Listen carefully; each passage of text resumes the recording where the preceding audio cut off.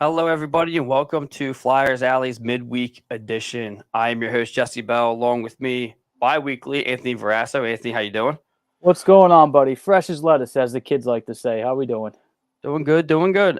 We have a special guest in the house tonight, former owner and beloved owner of the Philadelphia Flyers, daughter, Lindy Snider. How you doing, Lindy? I'm very well. How are you? I'm doing great. Thank you so much for coming in. I've been waiting for this for a long time. Me and you have been in contact for a little bit. Yeah. Thank you so much for coming in. How you doing? I'm good. I'm excited to be here, and I sort of apologize for being hard to get a hold of, but it's been, I've definitely wanted to be on your show here. I think this is great. I like your opening, by the way, too.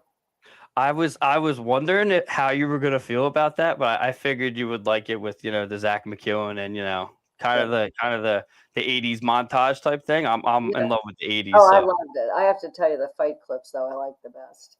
yeah, and that's great because that's something that we take very seriously here in Flyers Alley. So Yeah. um yeah, and that literally leads right into. I have so many questions for you. I know Anthony has so many questions for you, and the gracious host that I am, Anthony, I will let you go first. All Okay. right. Well, Lindy, thank you so much for your time. We really appreciate you coming on the show here. So my first question to you is, why did your dad, Ed Snider, decide Philadelphia would be the place to bring a hockey team in 1967? Well, I mean, we were already living here, as you know, and we had come from Washington, D.C. when he came to work with the Philadelphia Eagles. So I think it was 1964 we had come. And at that point, he was the vice president and treasurer of the Eagles under Jerry Wallman. And during that time, toward the latter part, he went to a hockey game. He was taken to a hockey game, and he fell absolutely madly in love with the sport. It just captivated him. And then when it became apparent that the league was going to have their first expansion, he became sort of obsessed about the idea of bringing a team to Philadelphia. We lived here, so our life was here, but he really felt that Philadelphia would be an unbelievable hockey town, despite the fact that it sort of had a sketchy history for hockey. But what he saw in terms of pro hockey, he thought was just so compelling that it would catch on in Philly at some point. Yeah. It kind of leads into I wanted to just hear, and that's a great intro, Anthony. I gotta give you that. Into just where it all, like, what was it like growing up, like in the Flyers organization? Like, first off, the Spectrum. I have a chair from the Spectrum right over there. I was in there a couple times. I saw some Phantoms games. I don't know if you're probably familiar with Frank Bialowis. I saw him do what he does best, for the first time when I was probably like 8, and fell in love completely with the sport. And then going into, what was it? It's the Wells Fargo Center now, but it was called what was it? The First State Spectrum at one point. First Union. First Union Center. What was it like just being involved? Like, obviously, you're the daughter of Ed Snider, just going back with the players, and I mean, what was that like? Well, I mean, when I was really little, and it was still the Spectrum. We pretty much grew up there. I have to say, it was very much fun. And my parents, my mom was very involved, and here they had this new business and they were building it. So my mother was extremely involved as well, and they would bring us to the games early on. I mean, I think I was 7 years old, 8 years old, going to games on school nights. And we would go down there and have dinner and do our homework before the games started. So we would go down pretty early, right after school, and then we would play under the stands. My sister and I would, when you do a changeover from basketball to hockey, you bring all the seats that are actually on the floor, and they'd be stacked in these just rows upon rows upon rows underneath the stands. And every time there was a changeover where you went from basketball to hockey, the way they were stacked was different, but it was like a maze. because they stacked these rows of chairs so that you could walk down between the rows of these stacked chairs. And so it literally was like, you think of a corn maze, that kind of thing. Well, underneath the stands in the Spectrum was basically a maze of these stacked chairs. And we would play hide and seek in there. And that was sort of what was like our playground. And they had cats, to keep the mouse population down. And of course, my sister and I felt sorry for the cats, so we fed the cats. And when they would constantly yell at us for feeding the cats because they were there to catch the mice, but we fed the cats anyway. So, and then my brothers, they would finish their dinner and homework, and they would play like street hockey in the hallways under the stands. And so we were always playing hockey, and there would be guards down there, and sometimes, they would act as a goalie for 5 minutes. And we grew up getting to know everybody that worked in that building, from, the guards to, all the security, to the people who cleaned the arena, and to the people that worked in the concessions, and they were our family. And what's so incredible is that many of the people that worked there were from the South Philly area. You often would have security guards whose wives, worked in one of the food concession stands, and then their kids would come to work in the building.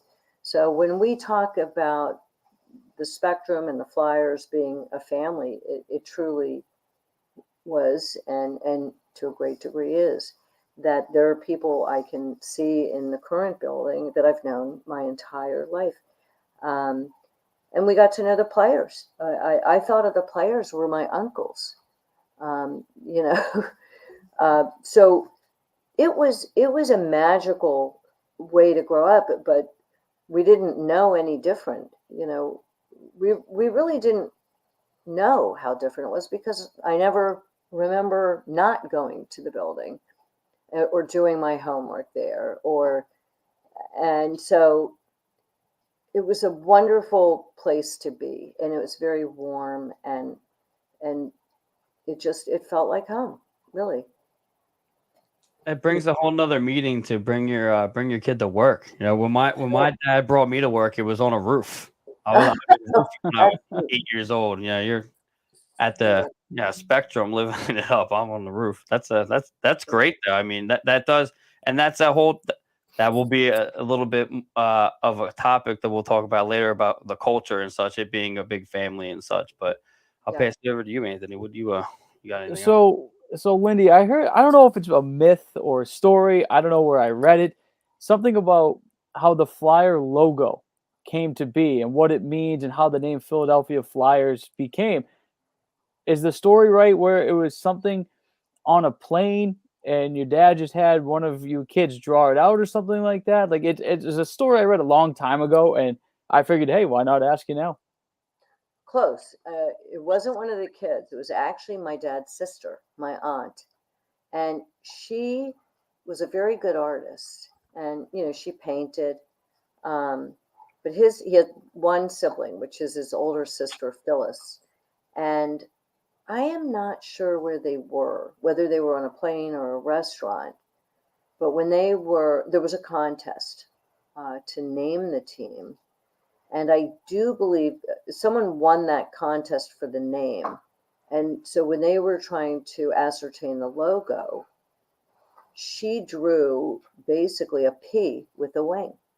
And that came from my Aunt Phyllis, and that did become our logo. His sister drew it, I think, on a napkin or something initially, and then cleaned it up. And yeah, it was, as you can see, a lot of people nowadays don't realize it's a P, that's what it was with a wing. And, it's so iconic. I think we're one of the only teams that have never really altered our logo, which I think is so amazing. Yeah, I was ready to say that. Like, it's never really changed. Never change it. It honestly, and it's not even because it's my favorite team, but it's like my favorite logo in all of sports. It's just that, like you said, it's an iconic P with the wings and the orange puck in the middle. Like, I just love it. I do too. It's funny because how, over the years they'll modernize a font, for a company. They'll change things, to look more current. And there was a period of time, I think, through the late 80s, 90s, where maybe the logo they contemplated making some changes or streamlining it or whatever. But as you notice, everything that's sort of vintage comes back. So it became very current again. And I think what it really shows is that it's just a classic. It doesn't need to be messed with, Cooperalls. Yeah. I just wrote that down. Yeah, the Cooperalls just came back. What's that? The Cooperalls just came back. Isn't that unbelievable? I would wear the whole thing on a constant basis. I love it. I Those love are the whole one. greatest. We were the first, I don't know, but those are the greatest. They said, I forget where I heard it. I think it was Jason Martinez said it today on his Flyers Daily, that the reason why they got rid of them using them when they played was because they were so slick when they fell, they couldn't get up. So like when they would slide down the whole ice and wouldn't be able to stop. So that's why they got rid of them. But now it's the practice attire. So It's funny. My memory is vaguely that the league said no. They weren't standard or something. right. So I thought that was a league decision. I don't think that we wanted to get rid of them, to my recollection. But I'd have to ask my brother Jay. He'd remember better than I would. I think he had said that there was only like I think maybe even 2 teams that actually even wore them. Yeah. I I forget. thought they were amazing. I think the Whalers might have been the other one. Yeah. I can't remember. But yeah, they weren't widely adopted before they disappeared. That's true. I'm a big fan of them. I'm a big fan of retro everything. Everything was better back then anyway. Now things are complicated now. If you complicate it, complicated. That's right. I do have to ask. We used to. I own our network, Old City Sports Network, and we used to be sponsored by Body Check Wellness.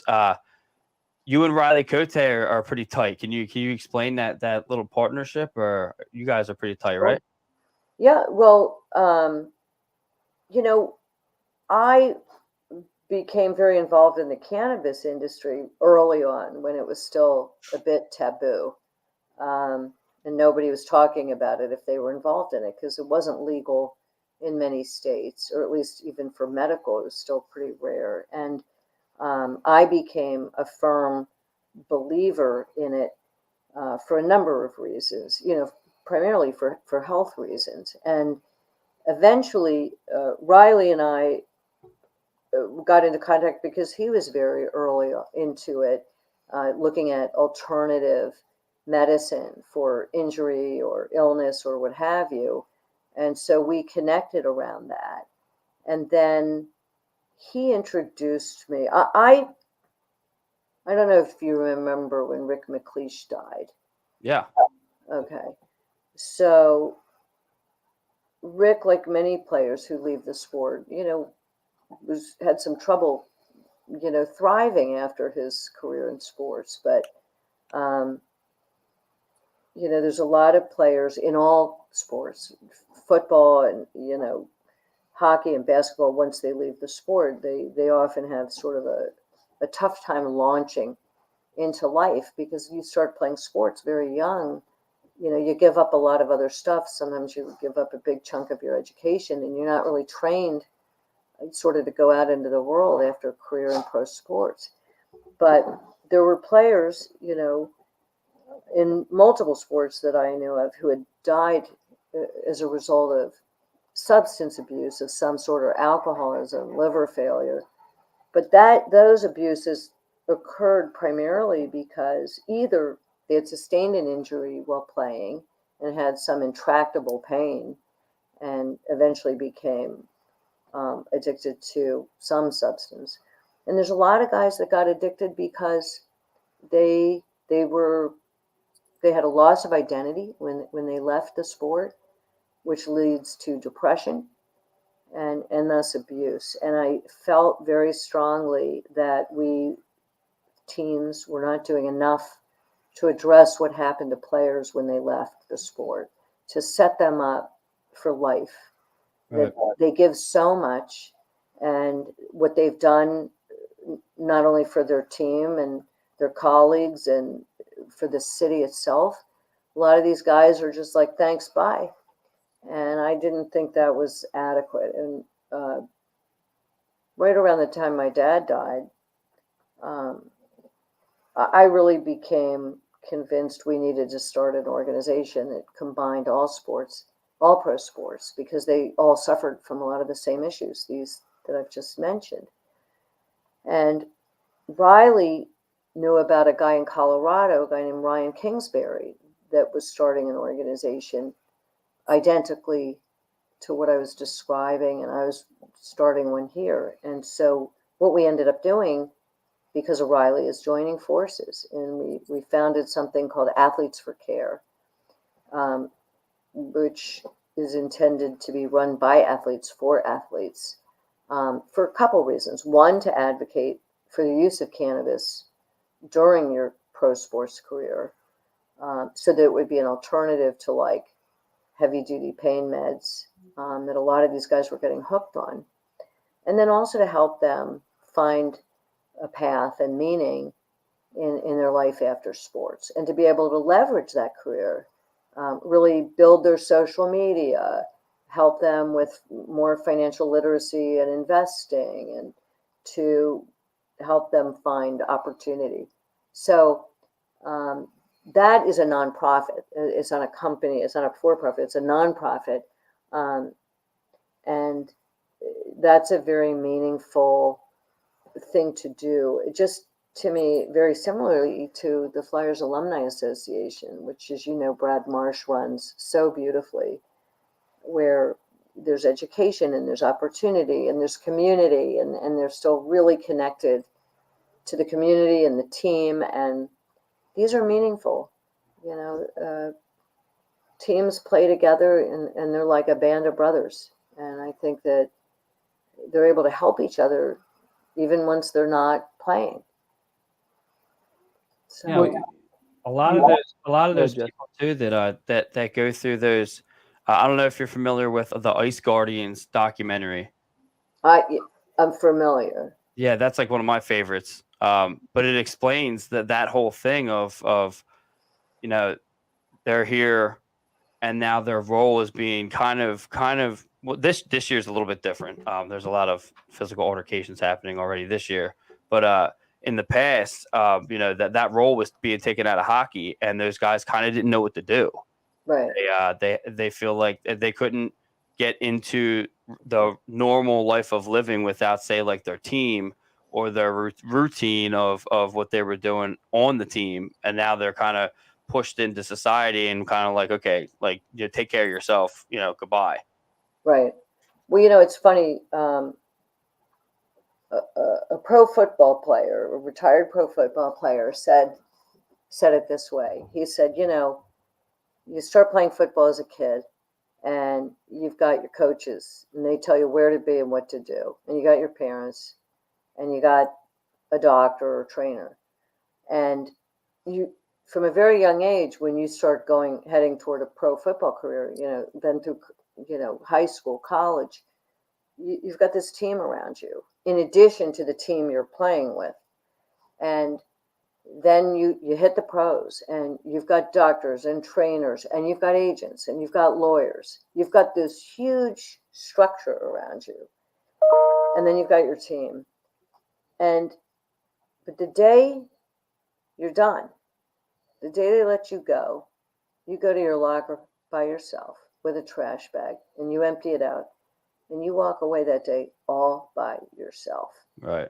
Okay. And their whole life has been predicated upon a true team. And so that is a mind bleep. Okay. Yeah. And it is really tough, because all of a sudden you don't have your team.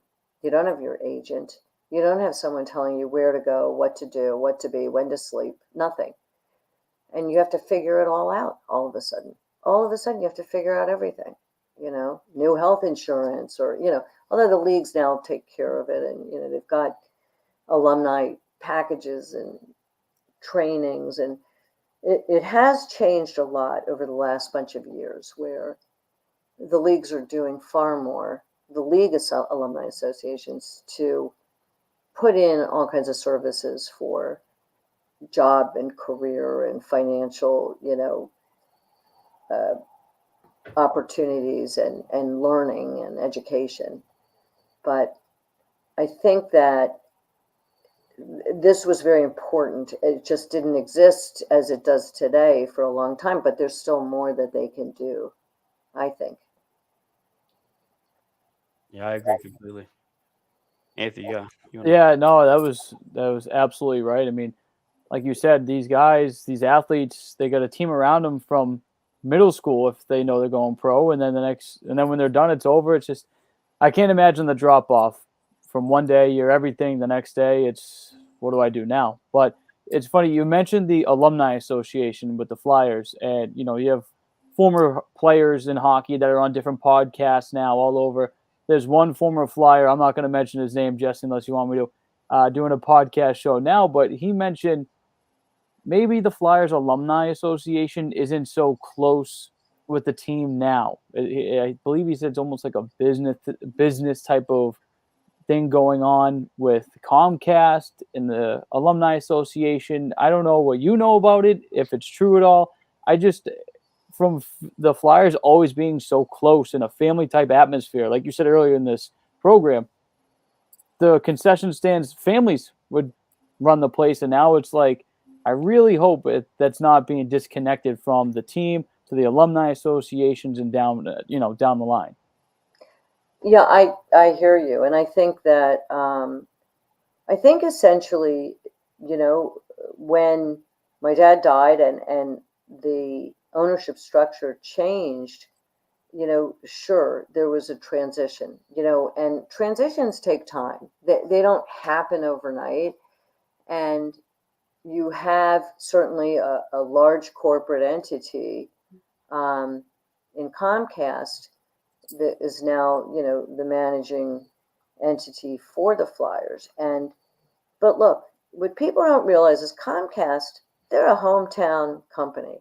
This is a family-built business. The Roberts family, they're as Philadelphia as all of us, and they're Flyers fans. They love the Flyers. So I get upset when I hear Brian or Comcast get bashed because they love the team, not even a question, and their family has been close with our family, and we know how they feel. And that's why that was such a great partnership while my dad was alive. And so we've had some bumps in the road, and that transitions are like that. And they do take years. And they had to, work through, iron out these bumps in the road. And that's where we've been. But I think they got an unfair rap, really, because there's nothing about them that was like, this is just about the money. However, the Flyers are a business, You do have to look every year, my dad did, or we did, what's working, what's not, how do you make your business more efficient? I mean, everybody does that. And then you had the pandemic years. Brutal for sports. Okay, they lost fortunes. And to come out of that, it was like every other business coming out of the pandemic. They had to make tough decisions. The team, no sports team has unlimited resources. I mean, you got salaries, there were no games, there was no advertising revenue. I mean, there was no revenue. So they had to make decisions coming back post-pandemic. And I feel that people just needed to be a little patient, because look what every business was facing, not just the Flyers. And sometimes you make really tough calls or tough decisions to keep that business healthy and viable. And so, but the one thing I will reiterate, that the Roberts family loves the Flyers, always has, and they're Philly people. They built their business from nothing, just like my dad did. And I have high respect for them. And Brian, as a great business person, has entrusted people to manage these businesses and to run them. And my father was still alive when Dave Scott came to work for the Flyers. Had incredible faith in Dave. And Dave also loves the team and gets a bad rap. He does. And he's passionate for the Flyers. But listen, think what he was up against. I mean, hey, Jesse, if your next door neighbor came over to take over your podcast, everyone's going to complain and bitch and moan and say, he stinks at this. He's terrible. He doesn't care, Right. But if your neighbor was taking over your podcast, it was going to take them a while to connect, and to be you. Right. Neighbor could never be you. So I think, it doesn't mean just because there's different ownership, it doesn't mean the passion is not there, because it is there. And I think it's been a hard road, but I see what's turning around, not just how this team is playing and how they will continue to play, but culturally, that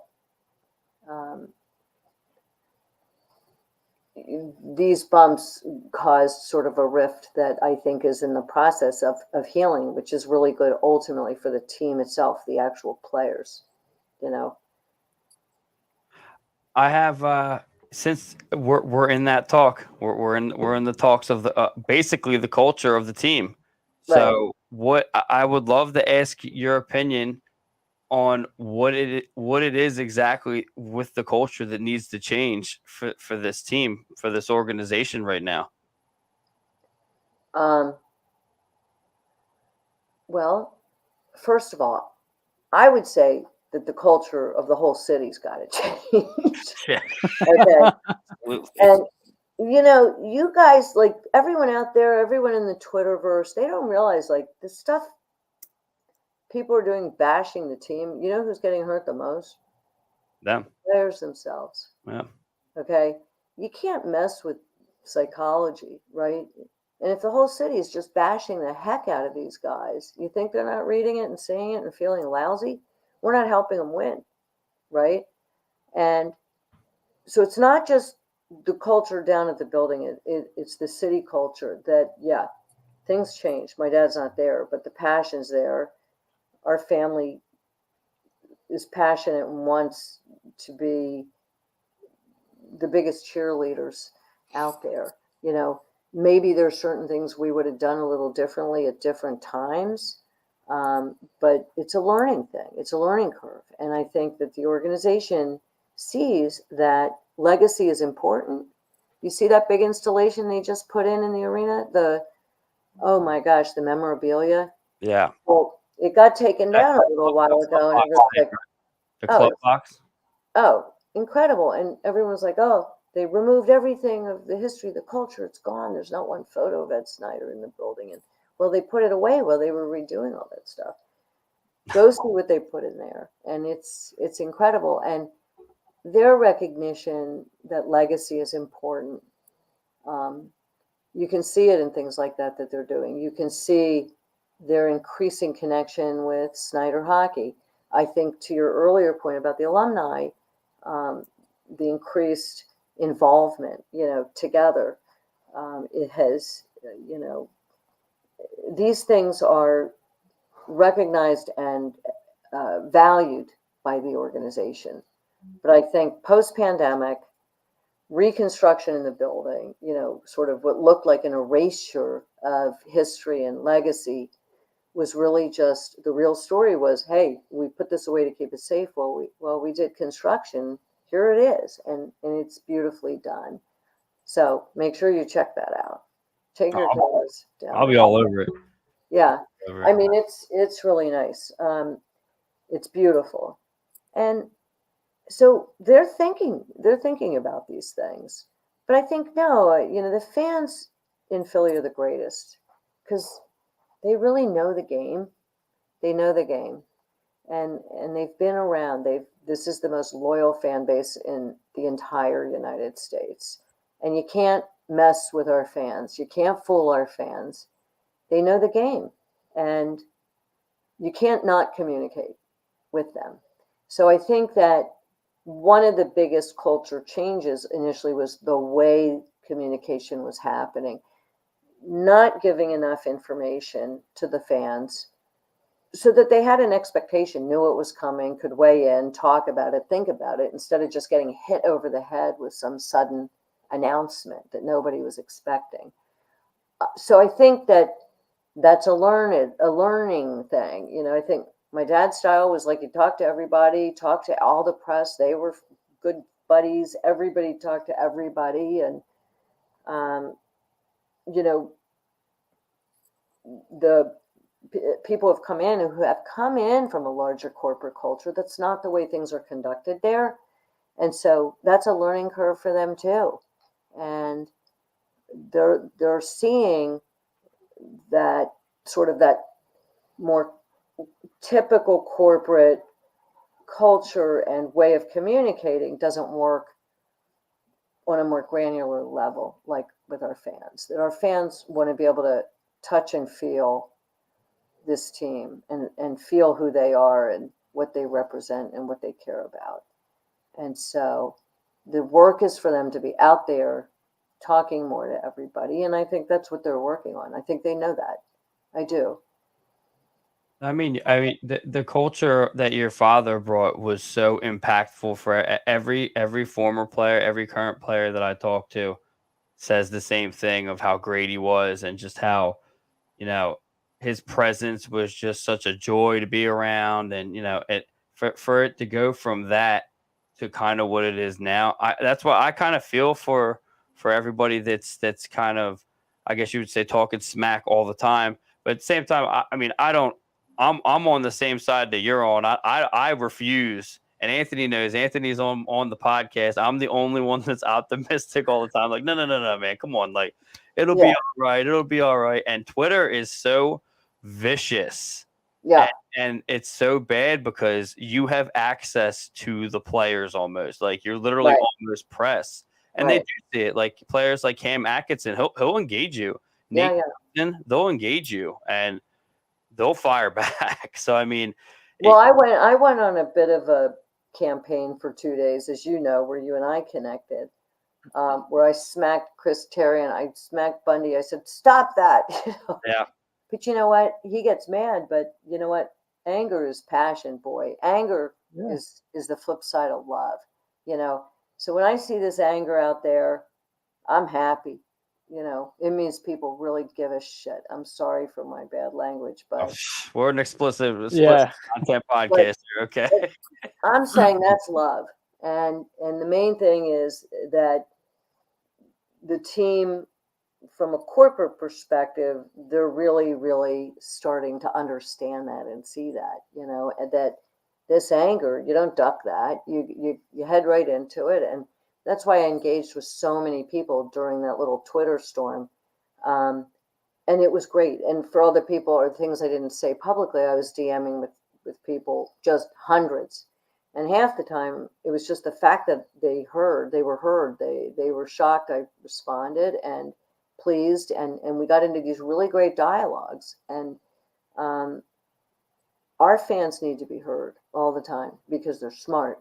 And I think that's something my dad knew and understood and respected. He respected our fans.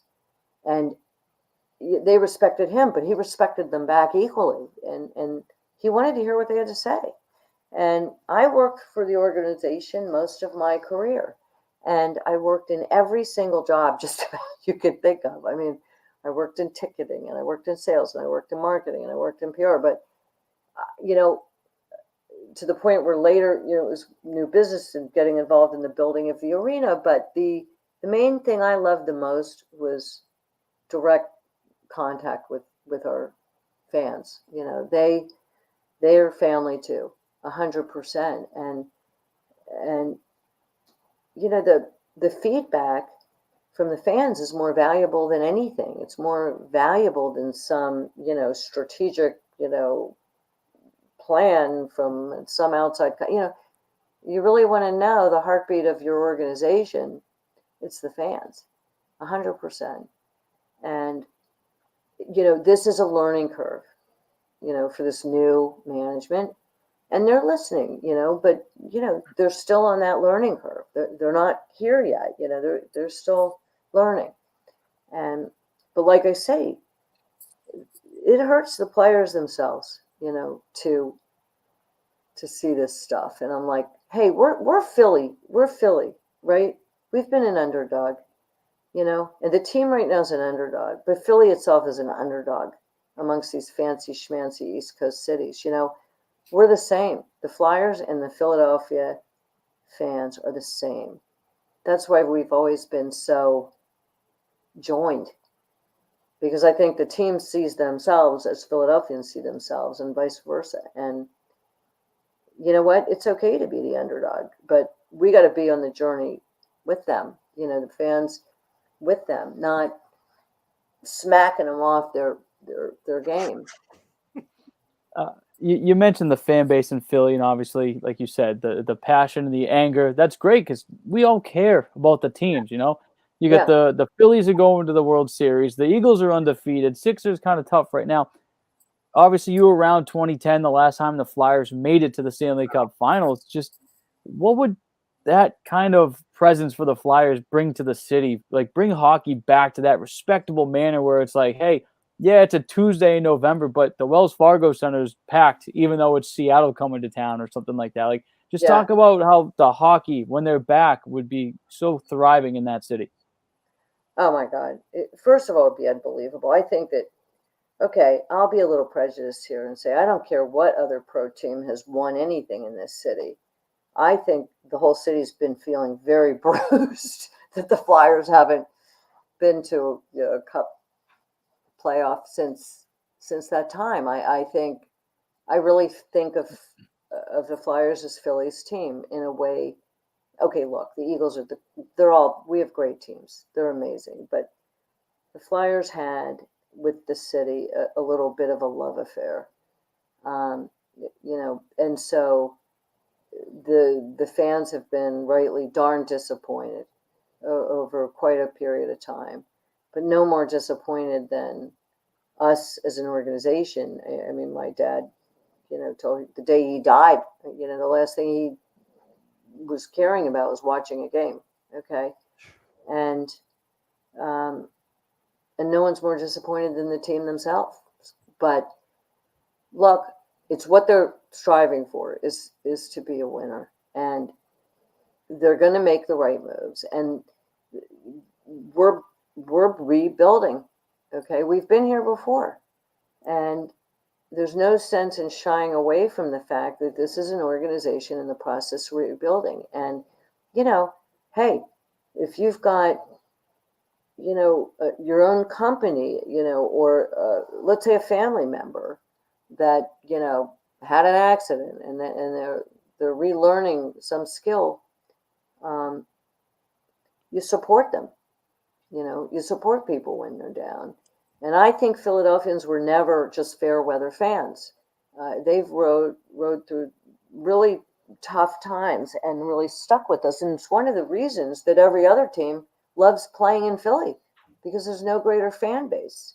Even when we would be the worst team in the league, and we've been there before where we were just awful. I was responsible for filling seats when we had the worst record. And you know what? The thing about our fans is they love coming anyway, because what you were going to get on that ice was like a lot of heart. We might not have won that game, but boy, they gave it all. And that's the thing we have to be able to inspire these guys, the current team, to do, is give their all and not feel defeated before they ever step out on that ice. And, that's what hurts me, is that we're hurting these guys, So, I mean, we can criticize management, but who's really hearing that criticism is those guys stepping out on the ice and, playing their hearts out. So you're still you're honed in on the Flyers' current team right now. We're gonna We're going to be a very good team. I agree with you. I was gonna say earlier, I love the team. Yeah. This guy up here, I don't know. My other co-host, Wade, he's in the crowd somewhere. He'll be chiming in at some point. I love it because that's the hockey that I grew up with. You know, my favorite players, you know, obviously goal scorers are the greatest, but you know, my father is a roofer, you know. He was on the roofs in the wintertime and the ones that resemble my father are the enforcers. You Yeah. know, they're the guys that put their entire lives out on the ice. Yep. They're the ones that protect the players. Yep. Like the Dave Semenkos and the Marty McSorleys that protected Wayne Gretzky back at, you know, when he was the great one. I believe thoroughly that this team has very much potential to make a huge splash because it has exactly what it needs. Yeah. So Yeah. and what is your opinion on the current team right now? You said that you think that they can make a splash. I mean, you think that obviously not now, but I mean it's going to be a very good season. I think I'll say it. But I would basically concur with you exactly what you just said. And you know, look, also again, I mean, we've been in a rebuilding phase before, and you know, look, every single team of every single sport of every single league, you never have a team that's on this constant trajectory up or this way. You know, they ebb and they flow. This is a natural progression. It's a natural ebb and flow. You know, you got players that get injured or you got players that age out. And, you know, no matter how great your team is, at some point, some of these guys are going to age out and you got to start rebuilding with young talent. I mean, that's life. You know, I mean, there's some guys that get injured and have to leave before their time. And sometimes they're so pivotal that it's hard to replace them. But hey, it happens. I mean, these are human beings. They get injured, they age, and you know, now you're rebuilding, and that's just where we are. It's just a normal process, you know. Well, first off, Jesse, I said I'll take the meathead hockey this year. Okay, I get it. They're rebuilding. I'll see the fights and cheer for the fights. That's great, but I want to see some talent next season. But Lindy, let me ask you this, because you're talking about rebuilding and the players and the ebbs and flows. June 23rd, 2011, one of the days I'm always going to hate in Flyers history. Carter, Richards, both gone that day to bring in Brizgalov. This is a fan of me asking this. Do you feel like that trade maybe set the team back a little bit, because it's like you ripped away a 45 goal scorer in Jeff Carter, then a heart and soul kind of player in Mike Richards, to bring in a goalie who wasn't the most passionate when it comes to hockey? Well, he turned out to be a bit of a disappointment. There's no question about that. But the potential, his potential, this is a guy that just sort of didn't live up to his potential when he joined our team. But everything pointed to something that would have been spectacular.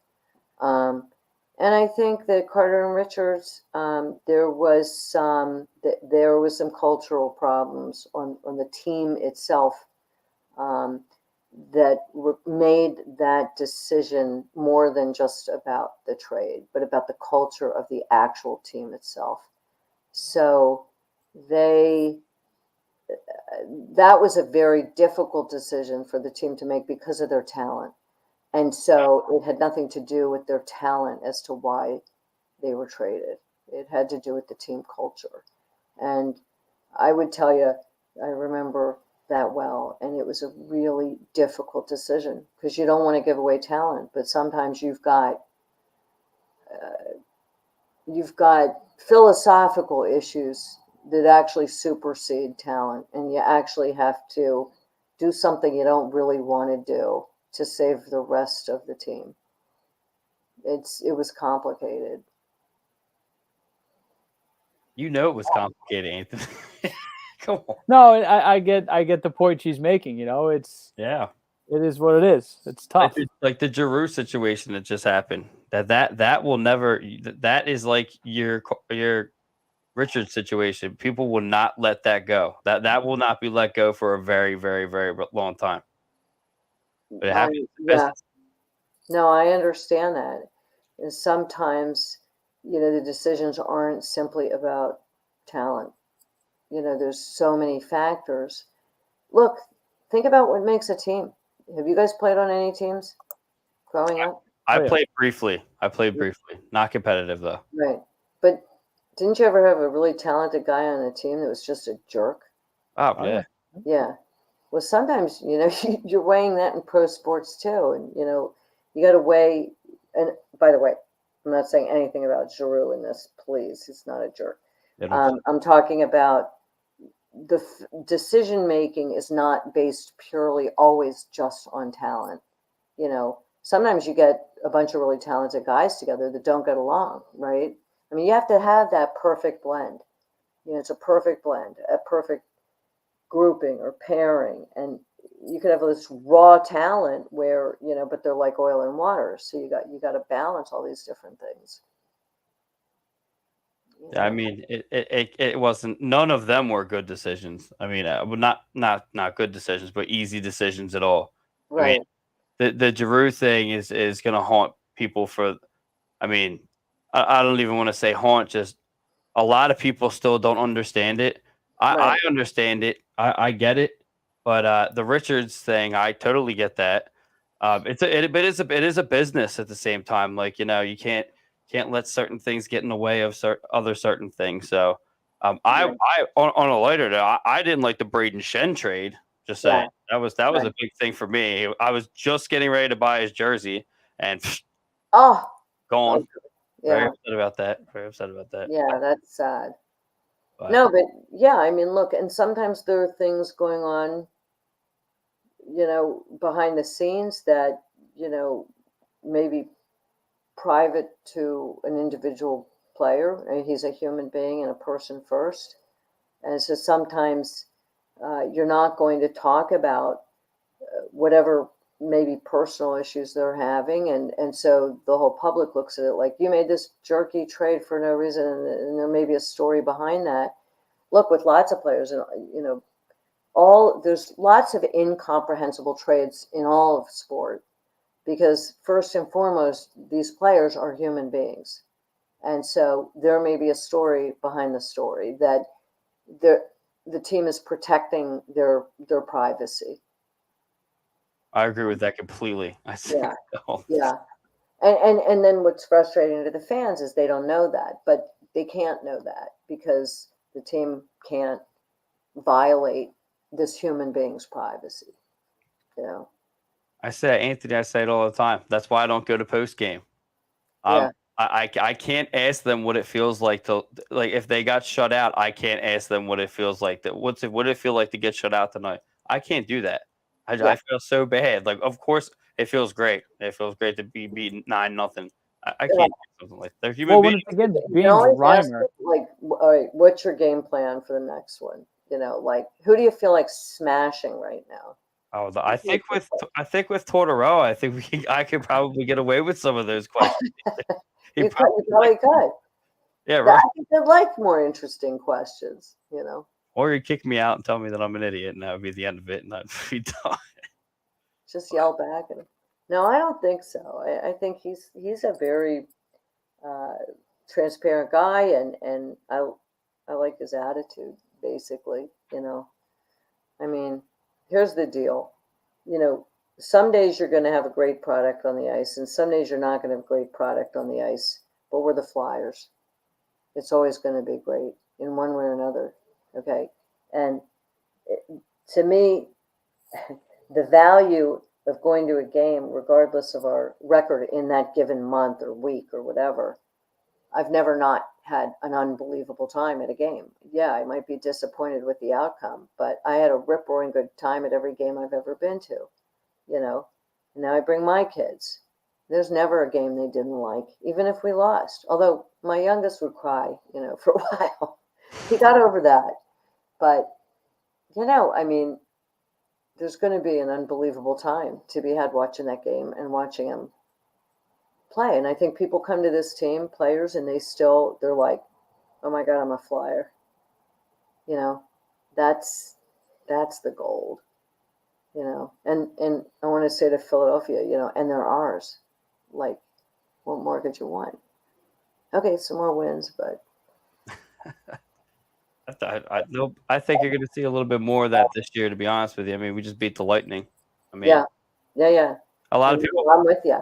No one wants to. No one wants to. I think I was, and I love going with people on social media. I don't, I just can't let it go. I think, and that's kind of a big issue. But I was talking to someone the other day, and they said, how bad the team's going to be, and then we won the first game, then we won the second game, and then we beat the Lightning. I'm like, so you really don't have any land to stand on at this point. We just beat the former Stanley Cup champion. So, and then it was silent. But yeah. I mean, the team. Well, you know what? It's like, awe and surprise me, so that's good,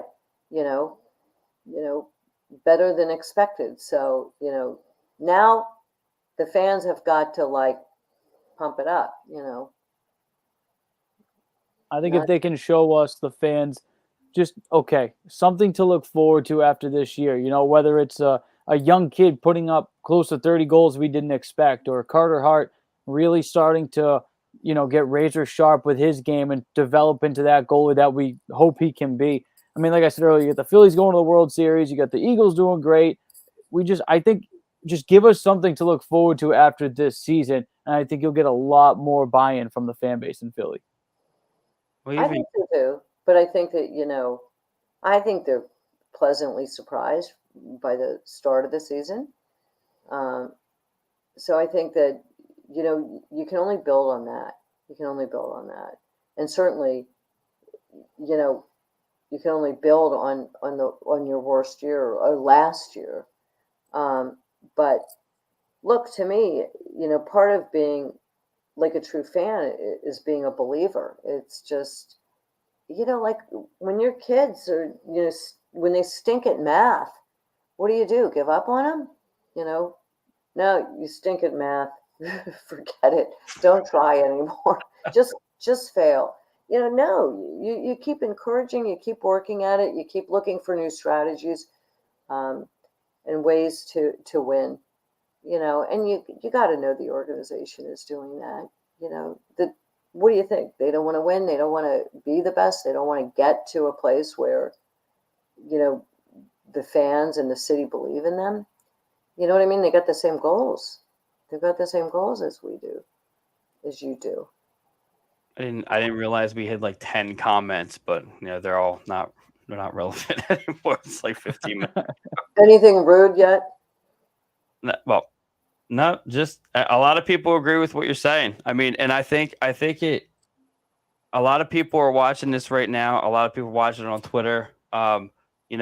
I think for someone to come forward that has heavy say and has seen the team when the culture was great, to come forward and say a lot of the things that you've been saying, I think a lot of people will probably kind of jump back on board here. And I think they need to get the fans back. And a lot of the comments in here say people believe in the team. They agree with what you're saying. They love the new coach. I do believe that the culture is coming back. Yeah. So, well, you know what? We may have to start a whole new little fan club down there and just get it together, because, look, you know what? Like I said, the anger that I see sometimes on Twitter, I look at that and I go, I love that. Get mad. It means you love them, and that's passion. I respect it. And people get mad, and the comments they've made are so insightful. People have talked to me on Twitter, and I'm so in awe of how knowledgeable our fan base is.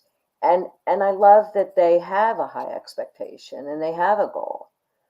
But that does not mean the organization doesn't share that exactly. And they may not be executing obviously or in an obvious way that tells the fans that they share the goals, that we're just saying things get messed up and not saying, win or lose, I will bleed orange and black.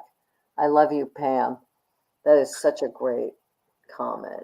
Pam is a very, very avid fly. She definitely bleeds orange and black for sure. Well, tweet me so I can meet you at a game one time. That would be fun. There you go. I have one big now. I don't always believe what I hear on Twitter, but I did. There was a little bit of a rumor that was floating around that you may. Is it true that you may, in fact, try to buy the Flyers? A lot of people have asked me that. Well, it really only depends if they want to sell. You never know. They may not want to. Comcast But you know doesn't what? want to sell, it's kind of Look, hard to buy it, right? I always want to be involved. You know, I'm always a fan, and you know, I want to do whatever I can for the organization to help them because look, it's part of my life. It's like in my blood. Not only did I grow up there, like I said, I worked most of my career there. I worked with my dad and with my brother, and you know, it's a part of me. And you know, it feels very personal to me still. So, and it's always going to feel personal. You are so sweet, Pam. Look, I mean, I'm putting my hands in, I guess, in some way to just um, connect you guys back with the organization because I think, like I said, we've all got the same goals, always have. I think what was unique with my dad is his heart was on his sleeve too. You could always see how he felt. It was very authentic, and he lived and breathed the team and everything they did. And as kids, um, if you wanted to ask for a raise in your allowance, we knew we had to ask after a win. You know, I mean, it was not good in our house when we lost. I mean, really, it mattered to our life. Every day there was like an up and down with that. So I get our fans. I get them. For the most part, I love them all. I mean, but sometimes it gets a little much. I mean, you know, or at least some fan bases are a little way over the top. I would love for you to actually kind of switching gears a little bit, talk about your skin company as well. Oh, so while I was Something you working, want to do? If not, I mean, that's up to you. yeah, that's okay. I'll be brief. While I was working at the arena, while I was still working for the organization, do you guys remember Lauren Hart had cancer? Yeah. Okay. Lauren and I are very, very close. She's like my sister. And we grew up together. You know, her dad, she was there at every game too. But Lauren and another girlfriend of mine, Nina, at the same time had cancer. Lauren had non-Hodgkin's lymphoma, and my other girlfriend had breast cancer. And interestingly, they were both on treatment at the same time. One was having chemo, one radiation. And they were both having amazing skin problems from those treatments. And it was incredible. I mean, as their friend, I'm like, what didn't your doctor give you anything? And essentially there was nothing. Nothing was made for people with side effects to the skin from cancer treatment. And I became sort of obsessed about it because here we are, there's a million products to make you look like young, or there's baby products for the skin, there's for diabetics, and like almost 50% of Americans will be diagnosed with cancer in their lifetime, and yet there was nothing for the people. And I became obsessed that there had to be, and set about to put together a team of doctors and figure out how do we solve this problem. And that's why I started the company. I was inspired by Lauren and my friend Nina and seeing what they were going through and knowing that there never was a skincare brand made for cancer patients. And that's what we do. And it's to help people as they're going through it. And about, I don't know, 5 or 6 years into it, I got cancer. So, you know what I mean? I know what it's like. I've been there, and you get in that headspace and you know that you need to give people tools to give them their power back to help them get through that journey, you know? It's amazing. Yeah, it was amazing. And one of the reasons I got into cannabis business is watching patients, you know, have the kind of pain they had. My father was in a lot of pain, and sometimes traditional medicines just don't do it. And I thought that cannabis is more affordable. A lot of people don't have insurance, and that people need accessible and affordable medicines. And I think cannabis in different formats really provides that too. Absolutely. Yeah. Just from all the things that we've talked about, even now the people coming in now, Pam has come back in with this comment. Oh, that's amazing. Oh my Uh, gosh, Pam, you're just a baby. Yeah, that's awesome. I think you need to put your hand in the bag a little bit more for the maybe buying the team. Just saying. I mean, Fine. Hey, if they, you never know. You never know. But you know what? First and foremost, I love them. I'm a fan, and I'm going to stay a fan, and just be a part of it in the way that I can be, And look, I love the fact that I've got these amazing relationships with the alumni and the organization. I mean, uh, I've had the great opportunity to talk with lots of people in the organization many times, and I think this is a passionate group. Everyone in sales, but in marketing, these guys they care desperately. They really do, and I think it's hard on them sometimes when they read in the paper, oh, they don't care. That hurts them. They do care a lot. So it was very nice for you to have me on here. oh my God, thank you so much for coming on. I have one last thing for Pam. She's saying this to you. Oh, okay. Oh, that is so sweet.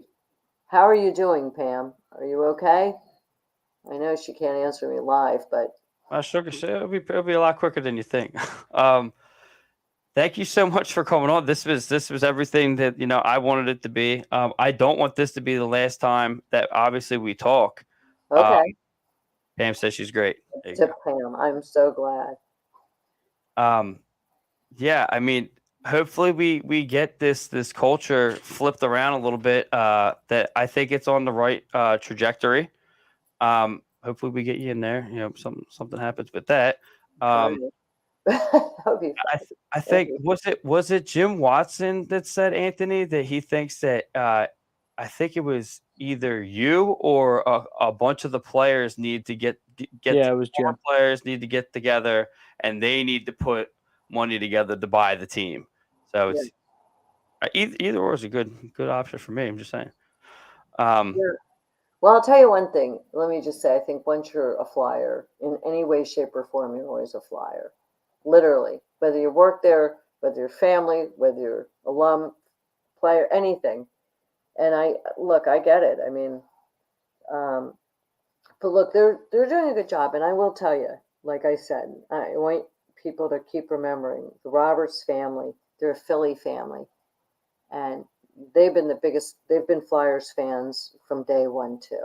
Truly, I mean that you know they may not be out front and center, but they're big fans. Their heart is in this, for sure. Um, and I have a lot of respect, for Brian and Dave, and very much so. And I think that just give this a little chance here. That's all. Little time, little patience. Although, look, I'm not that patient. Nobody's patient to win, but a little bit, you know. Um, so, yeah, I mean, I agree with you. Maybe Anthony agrees with you. Who knows? I wish the rest of Flyers Alley would have, or the fan base will hear this. This is going to be all over the place. So I mean, they're going to listen to you. So hopefully they pump the brakes a little bit. But like you said, the hate is passion, and you love it. I agree with you completely. And like I said before, thank you so much for coming on. thank you. If like I said, I would love for this to not be the last time we talk. Maybe we can Anytime. catch a game. All right. I'd love to come back. I think it's fun. I think you guys asked great questions. I Thank enjoyed it, and I love your passion for it. I think it's awesome. And again, I love the fight scenes at the opening here. It was really good. Um, so yeah, I'll be back anytime you say I'll be back. Awesome. I really appreciate that. And from Jesse and Anthony and Flyers Alley, Thank you, Lindy.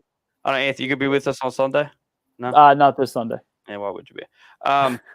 With that being said, we'll see you guys on Sunday at 1:30 on here. And with that being said, thank you so much again, Lindy, and we will talk to you next time. Thank you. Bye-bye all.